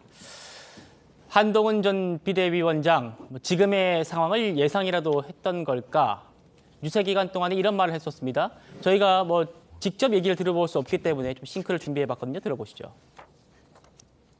누가 그렇게 얘기하고 있습니다. 저는 나중에 쫓겨날 거라고요. 저 그렇게 만만하지 않습니다. 저는 여러분을 위해서 총선 이후에도 제 역할을 다할 겁니다.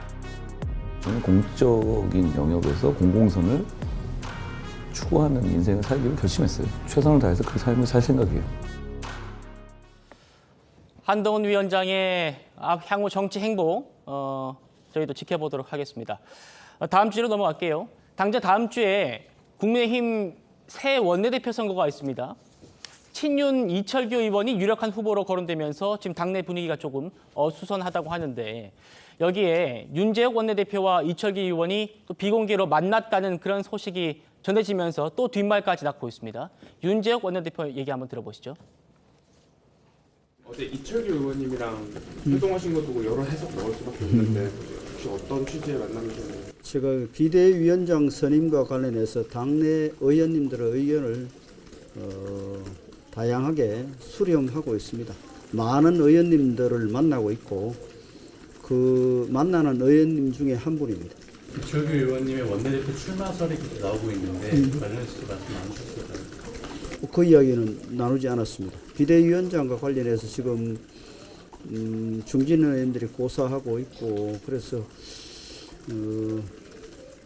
또 제가 생각하지 못한 다른 좀 괜찮은 분들이 있는지 뭐 의견을 제가 들었고 또 다른 의원님들 만나서도 그 똑같은 그 의견을 수렴하고 있습니다. 정홍희 의원님, 지금 뭐 윤재욱 원내대표는 보신 것처럼 차기 원대 선거와 관련해서는 아무런 얘기도 나눈 게 없다라고 선을 긋고 있습니다만 사실 지금 이철규 의원이 내가 원내대표 하겠다라고 나서면은 막을 사람이 없는 것도 현실 아니냐라는 얘기가 있어서요. 지금 그런 얘기들을 많이 하더라고요. 심지어는 뭐 더 나아가서 나경원 당선인이 당대표로 나올지의 여부는 아직 확실하지 않은데도 나이 연대라는 이야기까지 지금 나올 정도로 이철규 의원이 원내대표에 나가면은 당연히 당선될 것 같은 분위기가 있는 것 같습니다. 네. 흥미로운 게 윤재옥 원내대표가 그 관련해서 말씀을 나눴냐 그랬더니 그 이야기는 나누지 않았다 그러잖아요. 예. 근데 얼마나 부자연스럽습니까? 오히려 얘기를 나눴다 그래야 자연스럽게 들리지 않습니까? 그럼에도 불구하고 굳이 그 얘기를 나누지 않았다 그러니까는 더더군다나 이철규 의원이 나오려나 보다라는 생각이 더 굳어지는 그런 상황입니다. 그런데 다 좋고 또 본인들의 역량을 뭐 나름대로 발휘했다라고 보여지지만은 윤석열 대통령과의 관계, 특히 이철규 의원은 친윤도 아닌 찐윤으로 알려져 있습니다. 그리고 또 어떤 측면에서 보면은 지난 강서구청장 보궐선거에서부터 이번 총선에 이르기까지 선거 패배에 과연 책임이 없을까라는 의문 부호를 남길 수밖에 없습니다. 이런 상황에서 지금 당이 쇄신해야 된다 그러고 수도권에 낙선한 사람들이 여러 가지 정말 절규에 가까운 이야기를 쏟아내고 있는 상황에서 예. 이철규 의원이 원내대표가 된다라는 것이 과연 당의 혁신과 그다음에 앞으로 남은 그 당의 그런 미래에 도움이 될 것인가를 생각하면은 저는 물론 바깥에 있는 사람이지만은 굉장히 비관적인 생각이 듭니다. 네. 개인의 그 역량의 문제가 아니라 지금 처한 상황이라든지 또는 그 당이 가지고 있는 그런 어떤 그 위기를 생각한다면은 오히려 친윤이 아닌 좀 더 다양한 색깔의 원내대표가 나오는 것이 적어도 쇄신의 상징으로 더 부각될 수 있는 게 아닌가라는 아쉬움이 솔직히 있습니다. 네. 윤재옥 원내대표는 이철규 의원과 비대위원장 선임 문제를 논의했다 이렇게 지금 얘기하고 있기 때문에 그 모습도 좀 그 답변 내용도 좀 짚어드리고요. 지금 말씀하신 대로 뭐 이철규 의원에 대한 그런 여러 가지 당내 말들이 많은데 당연히 한쪽에서는 친윤이 뭐가 문제냐, 친윤이 무슨 죄냐라는 말도 분명히 있습니다. 하지만 당내에서는 이철규 의원의 이 출마를 비토하는 분위기도 분명히 있거든요. 그것도 한번 들어보시죠. 지금 배가 침몰할 지경인데 그 침몰에서 뭐 선장이 누가 되고 갑판장이 누가 되고 뭐 조타수가 누가 되고 그게 문제가 아니라 침몰을 하지 않도록 어떻게 할 것이냐 이 부분이 더 중요한데 그러려면 완전한 달라진 모습을 보여줘야 되는데 그러려면 친윤과 영남 쪽에 있는 그 분들께서는 더 이상 왈가왈부하기보다는 일단 좀 한 발 뒤로 물러나셔서 백의종군 해주시는 게 당의 이미지 개선과 개혁 이미지를 다시 확보하는 데 도움이 되지 않을까 그런 생각을 하고 있습니다. 대통령실하고 관계가 굉장히 중요합니다. 용산 따로 놀고 국회 따로 놀면은 그건 또 어려워지는 거거든요. 그런 면에서 용산하고 원활하게 소통할 수 있고 또 용산을 뒷받침해주는 그런 국회를 만들 수 있어야 돼요. 그러나 그렇다고 해가지고 예스만 하면 안 돼요. 때로는 노라고 설득할 수 있는 그런 원내대표가 이번에 돼야 된다 생각하는데 저는 이철규 의원이 거기에 합당한 분인지는 잘 모르겠어요. 총선 참패 책임론에서 자유롭지 못한 인물이 나서는 게 말이 되냐 이런 말도 있는 반면에 들으신 대로 또 정부와의 소통이 또 원활한 그런 대표가 나와야지 한다 이런 반론도 분명히 있습니다. 당내 분위기 좀 어떻습니까, 김민수 대변인? 당내 분위기 여러 얘기가 있죠. 이런 거 보면 참 민주당이 잘해요. 네, 민주당이 잘합니다. 민주당이 일사천리도 당대표도 반쯤 셀프로 해서 연임하는 분위기로 가고 있고 네, 원내대표, 뭐 국회의장까지 이렇게 많은 후보들이 나오는데 착착착착 그래도 잡음이 최소화되면서 한 방향으로 힘을 뭉치고 있어요. 근데 이게 우리 당 같은 경우 제가 말씀드리는 부분은 그냥 원론적입니다만은 어떤 누구도 지금 선거 패배에서는 벗어날 수 없다. 이거는 제가 계속 같은 이야기를 하죠. 특정인이 아니라 한 명한테 이 책임을 몰 수는 없다. 단 한 명도 이 책임에서 자유로울 수는 없다라는 말씀을 드리고 싶고 그리고 왜 비토를 꼭 이렇게 지금 민주당은 서로 PR은 해도 이렇게 다른 분들이 특정인을 막 비토하는 분위기는 아니에요. 근데 지금 과연 우리가 108석을 가지고 이제 선거에서 참패했다라고 하는데 이렇게 여기저기에서 서로를 비토하는 목소리가 나와야 되는지 전 잘 모르겠습니다. 이런 거 안에서 충분히 수기 과정을 통해서 잡음 없이 한 목소리를 낼 수 있는 부분이라고 생각해요. 이런 부분들은 스킬이 민주당에 비해서 너무너무 떨어져도 한참 떨어진다는 말씀을 좀 먼저 드리고 싶고요. 네. 그리고 제가 여기 인사에 대해서도 똑같은 말을 계속합니다. 인사에서는 지역도 중요한 게 아니고 성별도 중요한 게 아니라 누구와 가깝다 멀다라는 이 거리도 중요한 것이 아니라 그 역할을 잘 해낼 수 있는 역량이면 충분하다. 그리고 그 역량을 평가하는 것은 22대 국회의원의 당선자들이다. 네, 이분들께서 앞으로 4년간 국회를 이끌어가야 되는데 본인들도 충분히 현명한 생각으로 결정할 것이다라고 판단되어집니다. 알겠습니다. 김민수 대변인께서 정말 이런 거는 민주당이 잘한다라고 말씀 주셨기 때문에 잠깐 좀 짚고 넘어갈게요. 민주당 지금 차기 원내대표 선거가 진행 중인데 딱 한 명만 지금 입후보를 했습니다. 같이 한번 보시죠. 이분입니다. 저희도 계속 다뤄왔습니다만 민주당 원내대표 후보자 박찬대 딱 한 분만 가 있죠. 21대 때 어땠는지 한번 보겠습니다. 지금 왼쪽 보시면 한 4분 정도가 나와 있습니다. 이렇게 보통의 경우, 보통이 아니라 그동안 한 번도 이렇게 홀로 원내대표 후보자가 나왔던 적이 없다고 합니다. 왼쪽에 보시는 여러 복수의 후보들이 나오는 게 그동안의 모습이었고 관행이었고 민주당의 전통이었는데 지금 민주당의 새 원내대표 후보자 박찬대 한 분의 이름만 찍혀 있습니다. 차재원 교수님, 네. 어떻습니까? 지금 민주당은 유력한 후보들 거론되던 분들이 속속 네. 나 불출마하겠다라고 하면서 딱 한 분을 정리가 됐어요. 아마 민주당의 이번 상황을 보고 이렇게 이야기했겠죠. 경선이라 쓰고 뭐랍니까? 추대로 읽는다. 경선이라 쓰고 추대라고 읽는다. 예, 저는 뭐 그렇게 보이는데요. 사실은 뭐 지금 박찬대 최고 쪽하고 혼자만 지금 단독 입후보하는 상황은 결국은 지금 이재명 대표의 마음, 명심의 저는 작용이 아닐까. 명심이 이심전심으로 다 모든 의원들에게 다 퍼진 것이죠. 사실은 이 지금 박찬대 최고가 지금 원내대표설이 나돌 때 그 바로 직후에 이재명 대표가 당직자에 대한 임명을 했잖아요. 그중에서 주목할 인물이 진성준 의원을 어디에다 발탁했느냐. 정책위 의장으로 발탁하고 그리고 재선이긴 하지만 원내대표의 출마 의사를 내세웠던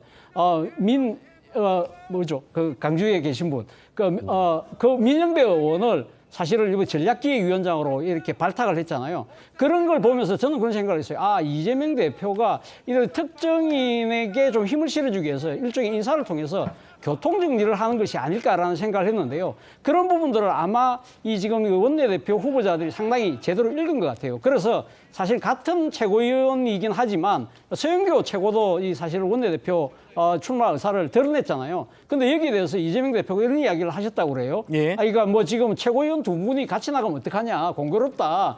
그러면서 가위바위보라도 해라는 식으로 이야기를 했다고 하는데 그 이야기를 들은 서영교 최고가 불출마를 하는 걸 보니까 아, 결국은 이재명 대표의 뜻이 박찬대 최고 쪽으로 기울은 것이 아닐까라는 것이 읽혔고요. 그리고 이제 마지막으로 남은 한 사람이 바로 김민석 의원이었는데 김민석 의원도 뭐 상당히 이 정치적인 감은 탁월하신 분이잖아요. 결국 저는 어떻게 하나 감아봤더만은 그분도 서서히 그냥 신압으로 뜻을 접어버리시더라고요. 그렇다고 한다면 이 지금 이재명 대표의 뜻이 상당히 작용한 것인데 이러한 부분들이 뭐 필요할 때도 있죠. 당 차원에서 이거 일종의 뭐랄까요, 거야로 이 민심이 몰아준 이 부분에서 개혁 드라이브를 하겠다. 그런 측면에서 원내 리더십이 좀 공고하고 탄탄하게 가자는 측면도 있지만 문제는 민주당 당명이 뭐예요? 민주당이잖아요. 네. 그렇다고 한다면 민주적 절차라는 것은 당내의 치열한 경선을 통해서 민주적인 힘이 나오는 것이거든요. 그런 측면에서는 좀 아쉽다라는 생각이 드네요. 알겠습니다. 잠시 민주당 원내대표 얘기 좀 짚어봤고요. 다시 또 국민의힘으로 돌아갔어요.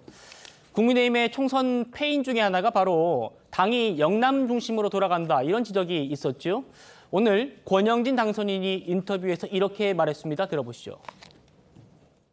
우리 당이 이제 고질병이 하나가 있어요. 진짜 원인을 폐부를 찔러야 될 건 안 찌르고 그냥 쉽게 만만하게, 그래서 지고 나면은 영남 탓하는 거예요. 우리가 전국 선거에서 완패를 한 결과로 지지 기반이 영남 중심으로 쪼그라든 그 패배의 결과이지 어떻게 영남 탓에 그래 됐다고. 그렇게 원인을 분석하면요 앞으로 다시 못 살아나요. 아니 영남 때문에 어찌 보면은 기사회생했잖아요. 그나마 명멸하던 당이 영남 때문에 그나마 유지가 되고 있는 건데 그걸 왜 영남 탓을 하고 그래요?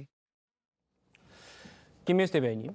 수도권에서 또 출마를 또 준비해 오셨기 때문에 지금 총선에서 보수 정당이 처음으로 3번 연속 졌지 않습니까? 그나마 영남 때문에 기사 회생했다? 이런 말씀 들으면은 우리 국민들이 참 한가한 소리 한다 이런 말씀 하지 않을까요? 어떻게 바라보셨습니까? 왜 졌는지 좀 보이지 않습니까?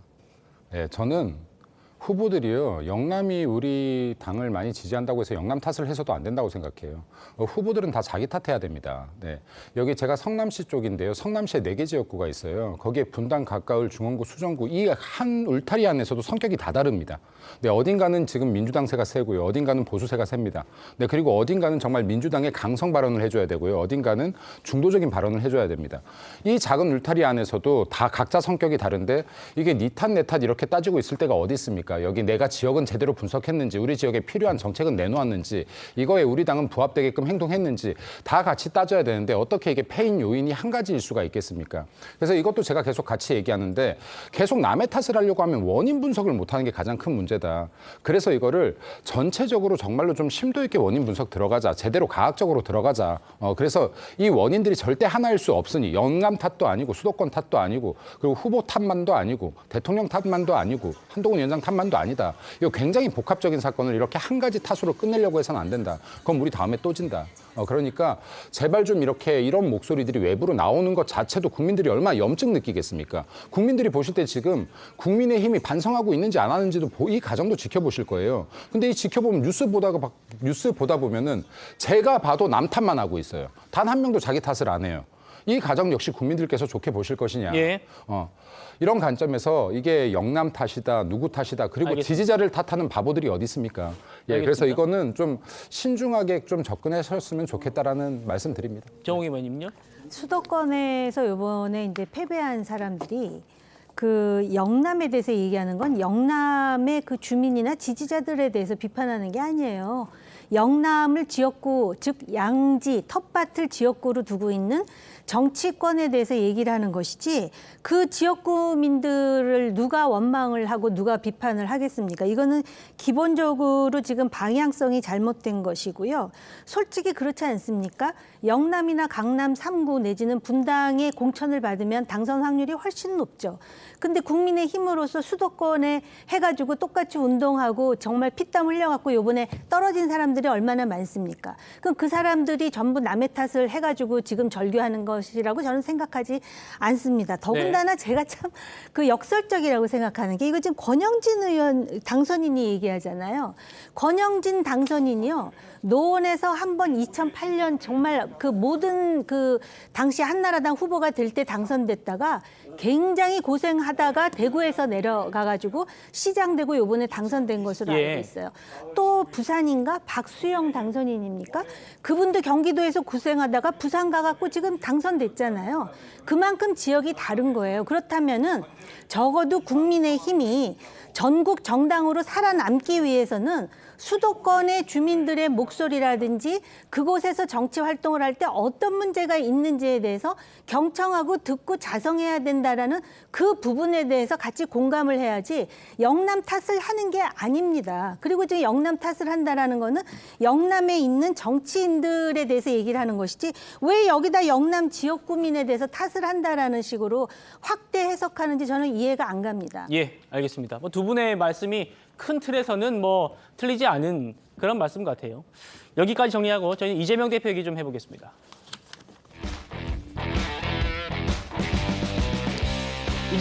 이재명 대표가 오늘 서울 서초동의 중앙지방법원 대장동 재판에 출석을 했습니다. 22대 국회에서도 계속되는 이재명 대표의 사법 리스크 잠시 짚어볼 텐데요. 이재명 대표 오늘은 무슨 말을 했는지 바로 보시겠습니다.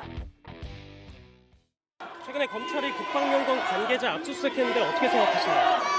실탄 관련해서 검찰총장이 사법 방해라고 말했는데 어떻게 보십니까? 검찰이 말을 바꾸고 있다고 말씀하셨는데 정확히 어떤 의미인가요? 성진 부장님, 일단 이재명 대표가 오늘 법정에 출석하면서 같이 보셨습니다만 아무 말도 안 하셨어요. 본인이 100% 사실로 보인다라고 했던 이화영 씨의 진술, 술판 주장에 대해서도 검찰총장이 사법방해라고 합니다라고 물었는데 답을 안 했단 말입니다. 어떻게 바라보셨습니까? 일단 그 최초에 100% 말씀을 하실 때 그때까지 검찰이 제대로 된 대응을 하지 않았을 시기입니다. 그래서 아마 이재명 대표가 그때 검찰의 지금 태도를 보면 100% 사실로 보인다 이런 말씀을 하셨던 걸로 기억을 하고요. 그 이후에 검찰이 어떻게 보면 따박따박 그 이화영 전 부지사의 발언에 대해서 하나씩 증거를 내놓고 있습니다. 증거라기보다는 반박 자료를 내놓고 있습니다. 그렇게 되면서 지금 이화영 전 부지사의 신빙성이 상당히 떨어지고 있는 상황이고요. 네. 당 입장에서는 글쎄요, 이재명 대표의 의중은 저도 잘 100% 알 수는 없지만 지금 이화영 전 부지사의 신빙성이 좀 떨어지고 있다는 것은 공공연한 사실이고 모두가 인정하는 부분입니다. 그렇기 때문에 그거에 대해서 언급하기가 좀 조심스럽고 좀 부적절하다고 생각이 돼서 아마 이거에 대해서 굳이 언급하지 않는 것으로 보이고요. 민주당이 초반에는 저도 그랬습니다. 이화영 전 부지사가 지금 굳이 이렇게 금방 검찰의 반박 자료로 금방 확인 팩트 체크가 될 수 있는 사안에 대해서 저렇게 거짓말을 할 수 있을까?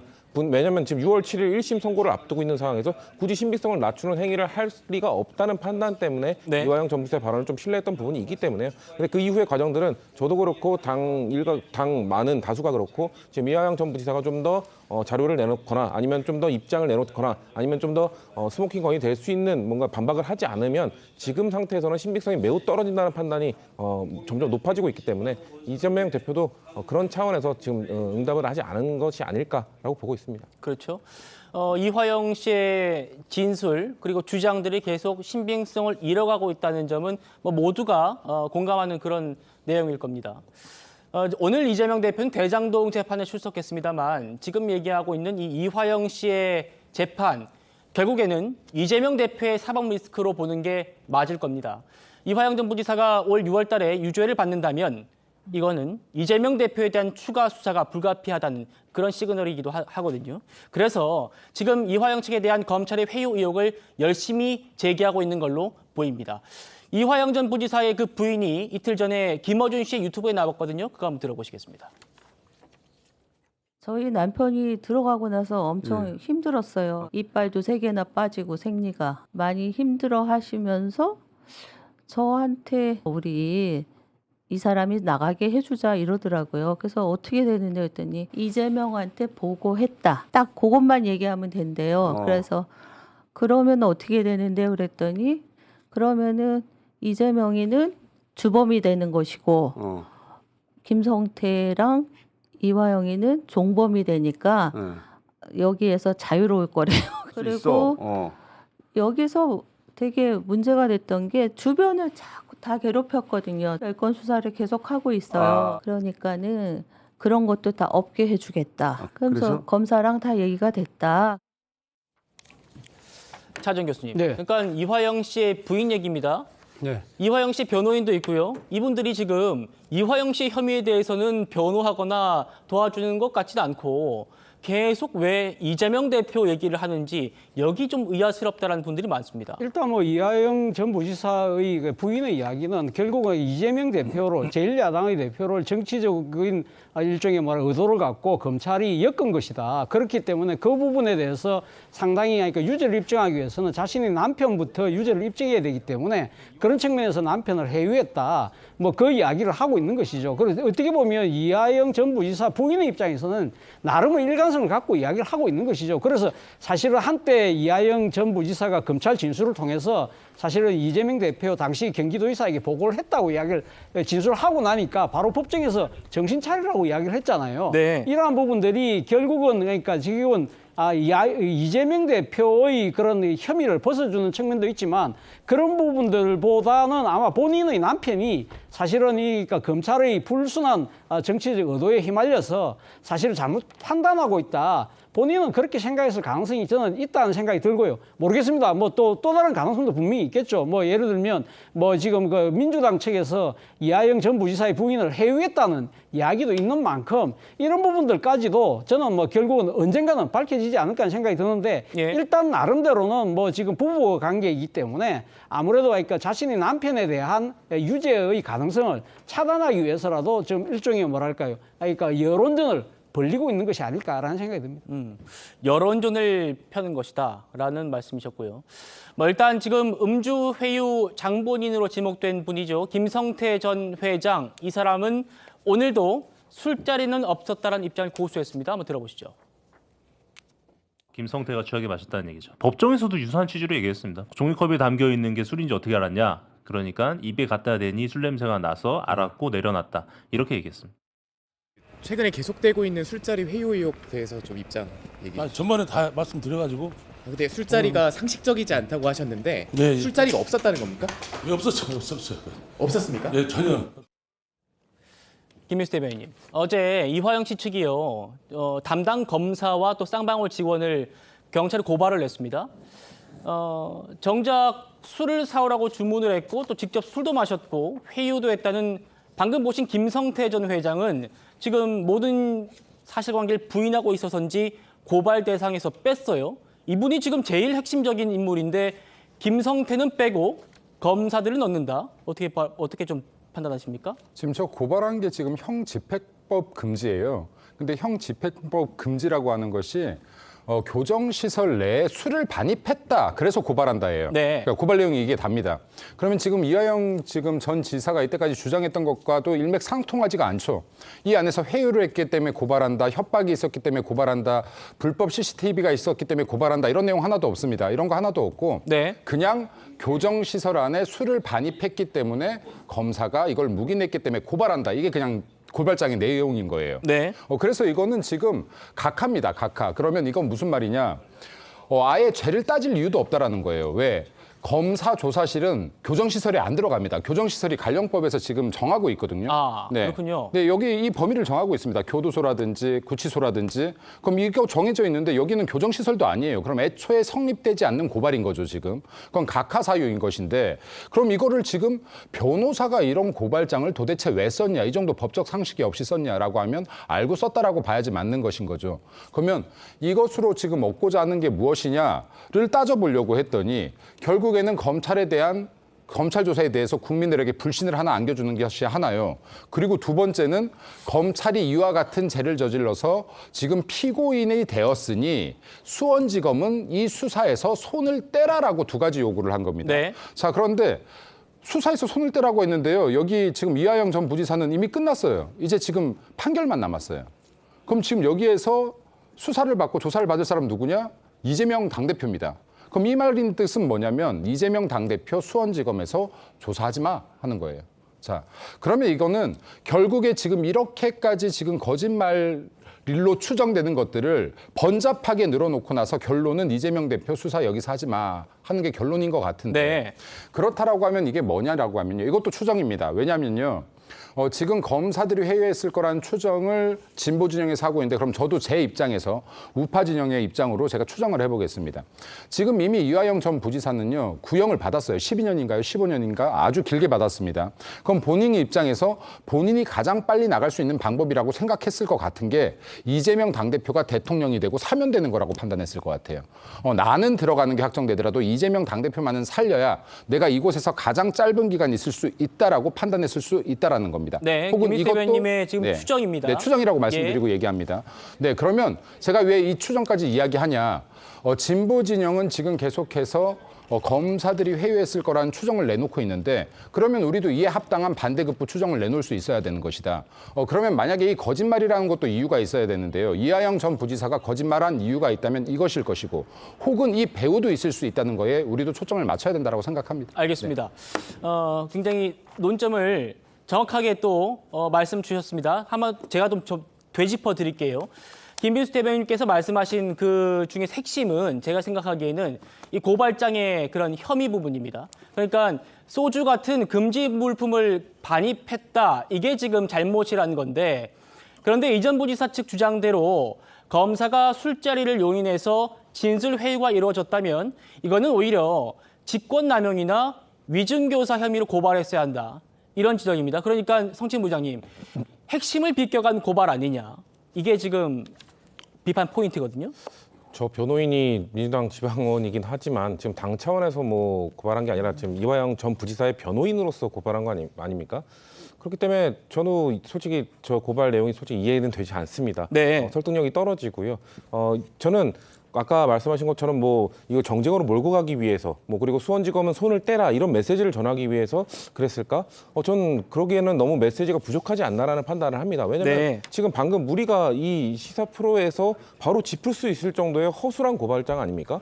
그 정도라면 국민들께서도 이해할 겁니다. 국민들도 충분히 인지할 거고 이 지금 이화영 전 부지사 측에서 뭔가 무리한 고발을 했구나. 이거 전 이 정도 수준이라면 충분히 국민들께서 이해하실 수 있다고 생각하거든요. 네. 대체 왜 이런 고발을 하는가? 저는 글쎄요. 그 목적성이 있다기보다는 전 지금까지의 그 이화영 전 부지사의 지금 변호인 저분 이런 평가를 해서 좀 죄송합니다만 변호인으로서의 실력이 부족한 게 아닌가라는 말씀을 드릴 수밖에 없을 것 같습니다. 예, 차재현 교수님. 네. 지금 여러 가지로 고발장에 허점이 많다는 거예요. 이게 네. 의도한 건지 정말 모르고 한 건지는 모르겠습니다만 이 고발장에 전혀 뭐 예를 들어서 검찰청에 주류를 반입했다는 게 적용이 안 되는 교정시설이라는 네. 그 법률을 갖다 드린다든지 그리고 이 고발장에는 또 술자리가 있었던 날짜도 바뀌었습니다. 네. 그동안은 2023년 6월 말에서 7월 초에 이 술자리가 있었다라고 주장을 해왔는데 이 고발장엔 또 작년 5월에서 6월 사이로 바뀌었어요. 네. 이런 허점들 어떻게 바라보십니까? 사실은 있잖아요. 사실 이 문제가 상당히 그러니까 제1야당이 발끈할 정도로 대응을 했던 이유는 이재명 대표의 사후 리스크라는 측면도 있지만 제가 생각했을 때는 그런 측면이 있어요. 그러니까 검찰이 주요 피고인을 해외에서 진술을 조작한다? 이거는 정말 민주국가, 법치국가에 있을 수는 없는 일이잖아요. 네. 이런 부분들에 대한 상당히 사안의 엄중성 때문에 저는 발끈했다고 저는 나름대로 판단했고 또 특히 지금 그러니까 이 진술 조작 해유의 결과가 어떤 식으로 결과가 되느냐. 제1야당의 이 대표의 정치적 생명을 끝장내는 쪽으로 간다. 이런 상황이라고 한다면 이거는 더 민주주의 근간을 흔드는 측면이잖아요. 네. 그런 측면에서 사실은 모든 언론들 그리고 여론들이 상당히 주목했던 사안인데 느닷없이 갑자기 술을 반입한 그 문제, 그래가지고 술자리를 한 문제를 삼는다? 이거는 진짜 이거 뭐죠? 그러니까 태산명동 서일필도 아니고 정말 좀 말도 안 되는 그러한 식으로 지금 이렇게 기결되는 그러한 부분들은 결국은 지금 그 이하영 전 부지사의 변호인이 본인의 지금 주장을 스스로 지금 이 나름대로는 좀 이렇게 허물고 있는 일종의 전략적 해군처럼 보인다는 것이죠. 네. 그 진실은 뭔지 모르겠습니다만 일단 이제 드러난 바로는 상당히 그러니까 이하영 전 부지사와 둘러싼 이 사안의 엄중성을 갖고 본인이 주장했던 것과는 달리 상당히 지금 본인에 대한 스스로에 대한 주장을 걷어들이고 있는 것은 아닐까라는 생각이 조심스럽게 듭니다. 네. 지금 수원지검에서 또 입장을 낸 게 있습니다. 바로 이 전 부지사 측이 거울 안에 CCTV 몰래카메라가 있다 이런 주장에 대해서 반박을 한 건데요.